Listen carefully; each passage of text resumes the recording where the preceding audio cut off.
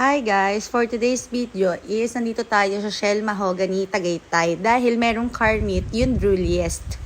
Guys, this is the first time pala na umatin ako ng car meet. So, sobrang nakaka-enjoy talaga. Maraming tao, marami kang makikitang sasakyan. Guys, ayan yung kotse ko. Yung Honda Civic Bigote.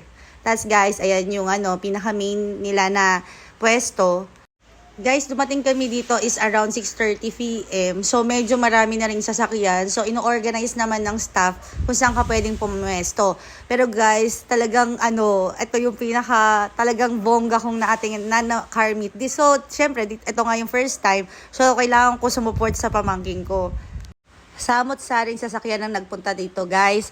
Paangasan, kumbaga. So, talagang papogian ng Civic. Tapos meron ding mga ibang sasakyan like yung Mercedes, then merong mga motor din na talagang mga magagandang big bikes, as in talagang BMW, Ducati.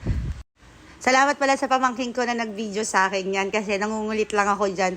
Actually guys, wala akong plano gawing content to. Gawa nga ng medyo nagpahinga lang ako sa pagbablog.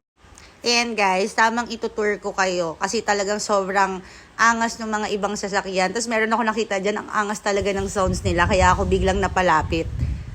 Tapos guys, maraming kakolab yung pamangking ko. So parang talagang as in napakaangas. Pati potato corner meron dyan. Tapos talagang tambayan yung Shell ng mga naka-Civic.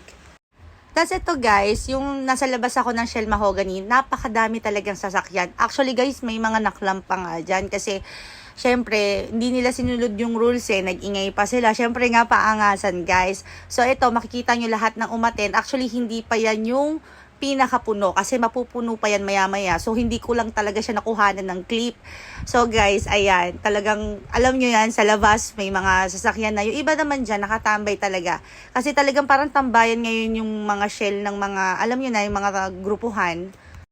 Ayan guys, tamang i-stroll ko kayo para makita nyo yung mga ibang sasakyan. Tapos guys, yung ibang sasakyan dito talagang sobrang lowered. Actually, gusto ko rin gawin ganun yung sasakyan ko. Kasi putik, ang sakit sa ulo. Kasi sa lugar namin maraming hams. Tapos guys, alam nyo ba, may mga vlogger na nagpunta dito. Hindi ko sila personally na-meet, pero barkada sila ng pamangking ko. So, sana ma-meet ko para at least, di ba, may mga iba akong influencer na nakilala. So, yan guys, puro SIR yan. Tapos meron ako isang nakitang sasakyan dyan. Natutuwa ako dahil yung nakasulat sa likod is, peram naman ako ng shota mo, please. Ayan guys, tamang lakad-lakad na lang ako dito kasi nga, ipapakita ko rin yung sasakyan ko. Yan guys, yan yung may sulat na peram ako ng shota mo. Tapos pupunta tayo dun sa side kung nasan yung sasakyan ko para din makita nyo ng malapitan. Alam nyo ba guys, kahit yung mga mayayaman, may mga ganyan din sasakyan kasi talagang nakakaangas. Ayan guys, ayan si Jared, yung red na Honda Civic Bigote. Then, ito yung mga ibang sasakyan. Guys, pakipollow yung page ng pamangkin ko ha, itatag ko na lang. Salamat sa panonood!